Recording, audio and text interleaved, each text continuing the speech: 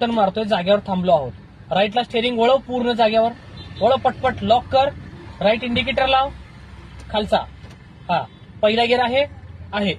Okay, उचल अर्धा clutch, बॉडीला व्हायब्रेट जाणवेपर्यंत उचल.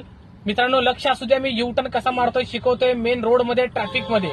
अर्धा क्लच तयार केला व्हायब्रेशनला, तुला तसाच ठेव, कॉन्स्टंट, ना दाबणे ना सोडणे. आरशात बघ, फक्त ब्रेक टच अँड गो.